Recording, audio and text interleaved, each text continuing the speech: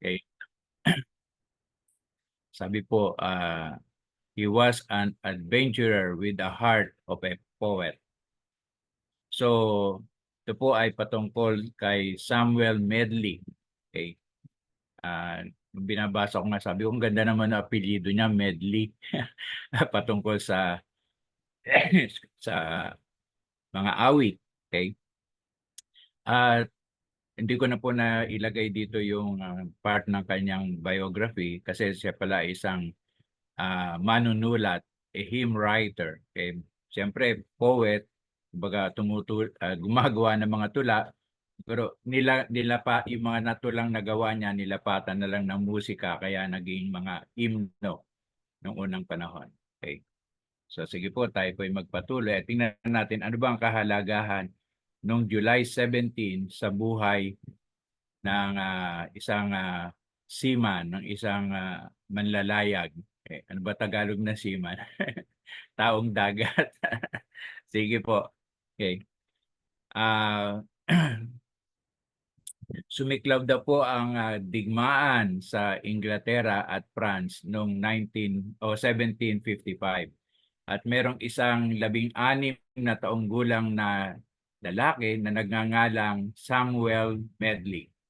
Siya po ay may pangarap at ito pong kanyang pangarap na maging isang midshipman sa Royal British Navy ay natupad dahil po sa pagsiklab ng digmaan noong 1755. Kaya lang sa kasagsagan ng labanan doon sa Cape Lagos o Lagos, depende kung anong pronunciation, noong 1759 ay na tinamaan po kay yung kanyang paa. Hindi man naman sinabi kung kaliwa o kanan eh.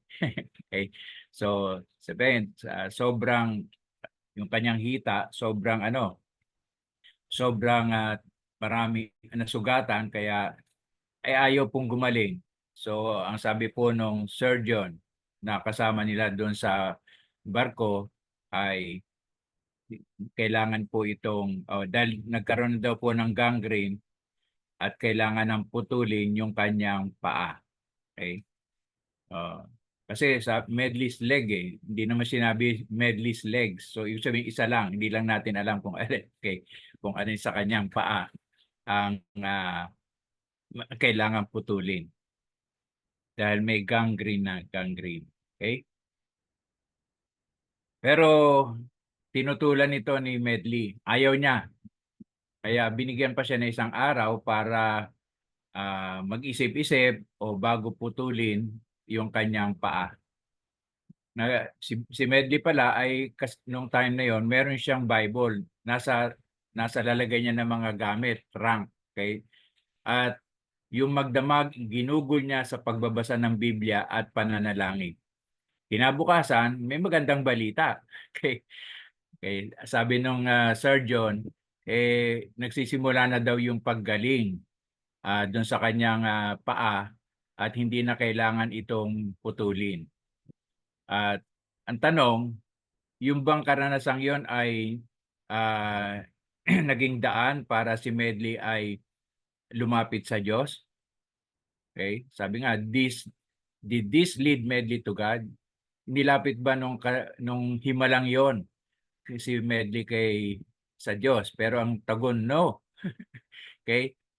Nagsaya siya, sabi parang maswerte siya kasi good fortune eh. Okay? Hindi naman blessing yung parang inano niya eh. Nagsaya siya dahil nakaranas siya ng wag muna nating tawaging himala, okay? Ng magandang bagay, okay? At tinago na niya yung Bible niya, okay? So, ibig sabihin parang walang epekto sa kanyang buhay espiritual yung himala na ginawa ng Diyos sa kanyang mga paa.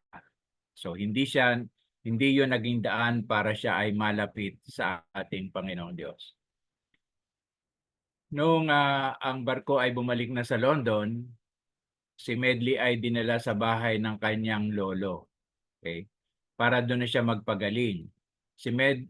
Ang lolo ni Medley ay isang makataong Diyos ay maka-Diyos na tao, makatao, maka-Diyos na tao, at siya ay concerned doon sa kalagayang espiritual ni Medley.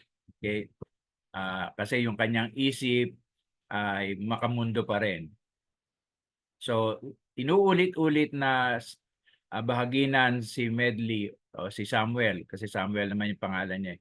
Si Samuel ng kanyang lolo. Okay? Hanggat dumating yung isang gabi, okay, nung binasa ng lolo ni John o ni Samuel pala, ang sermon ni Isaac Watts. Okay? At yung sermong yun ang ginamit ng Diyos para makonvict si Medley dun sa kanyang kasalanan. Okay? So at yun ang naging daan din, yung sermon din yun ni Isaac Watts ang bumago o naging daan para magbago ang buhay ni Medley. Simula noon, nagsimula na siyang magbasa ng mga Christian books na nandoon sa library ng kanyang lolo at siya po ay binautismohan noong December 1760. Dali po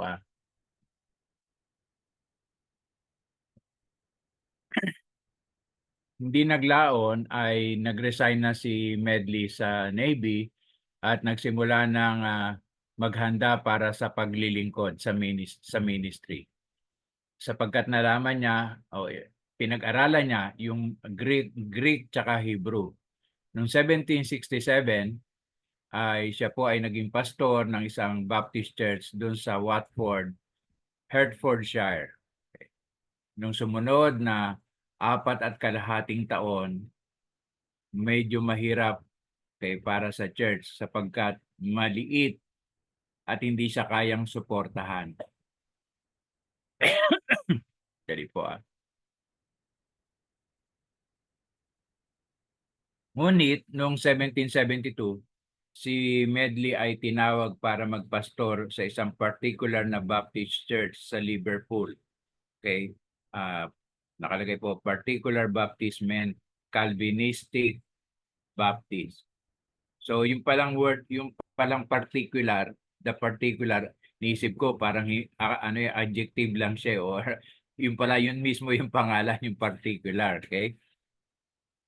At siya po ay ang galikon doon sa hanggang siya ay mamatay, the rest of his life Especially siya ay nag-enjoy na nagmi-minister sa mga sailors kasi nga siya ay dating seaman. Okay? So ibig sabihin, ang focus niya karamihan ay yung mga nandoon sa Seaford City. So kaya tuwang-tuwa siya kasi alam niya yung buhay ng mga sumasakay sa barko at dahil naranasan din niya yun, kaya madali para sa kanya na i-share yung kanyang karanasan at samahan niya yon ng mga salita ng Diyos. Di ba sa ating ding buhay, kung ano yung buhay natin dati, pagka meron tayong nakikita mga taong ganun din yung buhay, madali nating na i-share ang salita ng Diyos kasi karanasan din natin yung pinagdadaanan nila. So, si Samuel Medley ay nakikilala sa mga hymns na sinulat niya. At ang pinaka-popular ay, "Oh, could I speak the matchless worth." Okay? At ito po yung titik ng hymn na kanyang sinulat. "Oh, could I speak the matchless worth? Oh, could I sound the glories forth, which in my Savior shine. I'd soar and touch the heavenly strings and vie with Gabriel while he sings in notes almost divine." May karugtong pa po. "I'd sing the precious blood he spilled." Kaya yun daw po binubong dugo ng ating Panginoon.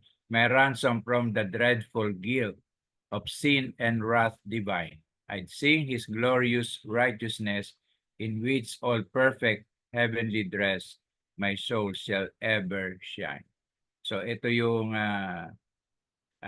isa sa mga hymno. Ito din pinakasikat. Para sabi ko, hindi ko ata alam kantahin to. Maliban na lang, meron po dito sa atin na nakakaalam. Actually, hindi ko po kasi sinearch eh. Pero kung sinearch ko baka, ito pala yung kanta. Anyway, yan po yung pinakasikat sa kanyang sinulat na himno. Okay. Yung pala. Kaya pala July 17 kasi yung July 17, 1799 po siya kinuha ng ating Panginoon. At dahil siya po ay isang seaman, kay habang siya po ay nakaratay sa kanyang panig ba kama deathbed okay habang marahil di naman sinabi ko kung ano yung kinamatay o sakit baka old age siguro okay sabi niya I am now a poor shattered bark just about to enter the blissful harbor. So siya daw po ay isang mahirap na yung ano parang naglulumong pagka sinabi kasing bark siguro yung mga tawag dito hindi naman yan yung tahol eh yung mga puno bahagi ng puno okay na usually ginagamit po sa mga barko birang parang tawag dito pole kung saan tinatali yung mga barko noong time na yon. And oh, how sweet will be the port after the storm. So ibig sabihin, naglalayag siya. At sabi niya, merong mga barko ay merong bagyo habang sila ay naglalayag. Pero ang maganda, oh, how sweet will be the port after the storm. Ibig sabihin, pagka nakarating na siya doon sa uh, dalampasigan, okay, napakatamis daw. He could then experience the reality of what he had written. Na kung ano yung sinulat niya, mararanasan niya. Ano ba yung sinulat niya? Ito po yung kanyang sinulat. Soon the delightful day will come when my dear Lord will bring me home and I shall see his face. Then with my Savior, brother, friend, a blessed eternity I'll spend, triumphant in His grace. So ito yung awit na nilikha ni Samuel Medley bago po siya pumanaw. Okay. Sabihin, at itong awitin nito ay kanyang naranasan nang siya ay bawian ng buhay noong July 17, 1799. Maigli lang po yung pagbubulay-bulay natin. At ito po yung ating meditation o reflection. Samuel Medley longed for heaven. Okay? Wala naman sigurong taong hindi naghahangad na makarating sa langit. Okay? At alam niya na makararating siya doon dahil meron siyang pinanghawakan, meron siyang pinaniwalaan, meron siyang pinanampalatayan. Sabi niya, the precious blood he spilled. Yung banal at makapangyarihang dugo okay, na ibinubo ng ating Panginoon ang siyang naging ransom niya, ang siyang tumubos sa kanyang mga kasalanan at sa parusa ng ating Diyos. Okay. So, yan yung karanasan ni Samuel Medley. Ang tanong, mga kapatid, saan ba tayo naniniwala? Kasi trust pinaniniwalaan. Para tayo, ano ba yung ating pinaniniwalaan o pinanghahawakan para tayo po ay makarating sa langit. Okay. So, kasi nga si Samuel Medley, balikan lang natin yung kanyang kwento. Okay. Nung siya po ay nasa gera, tinamaan ng malala yung kanyang paa at nagkaroon na ng gangrene. Tapos sabi nung doktor, kailangan putulin, pero hindi siya pumayag. At magdamag, okay? Nagbasa siya ng Biblia, nanalangin, pero hindi yun naging daan para tanggapin niya ang Diyos. Naniwala lang siya na maswerte siya. Okay? Kasi great fortune. Dahil, kumbaga parang good fortune yung naranasan niya na nung sinabi ng doktor ay nag-uumpisa ng gumaling. Okay? Yung kanyang sugat sa paa. So maraming tao ganoon, nakaranas na ng himala pero hindi pa rin sila lumalapit sa Panginoon. Sabi niya, ang swerte ko naman. Karamihan ganoon sinasabi, ang swerte ko naman. Okay? Nakaligtas ako sa kamatayan. Okay? Pero yun nga katulad ni Samuel Medley, hindi yun ang nagpalapit sa kanya sa Panginoon, kundi yung walang tigil na pagbabahagi ng kanyang lolo patungkol sa magandang balita ng kaligtasan kaloob ng Diyos sa atin. At hindi siya tumigil, hindi pa rin naniniwala si Samuel Medley hanggang makarinig mismo siya ng sermon.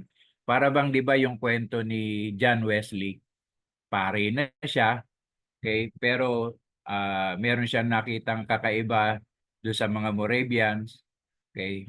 Hindi pa rin siya nagbago pero nung umattend siya nung sa isa sa mga services sa Aldersgate at hindi yung sermon nung pare na nandoon ang nakaanting sa kanya, yung binasa na commentary ni Martin Luther dun sa Romans.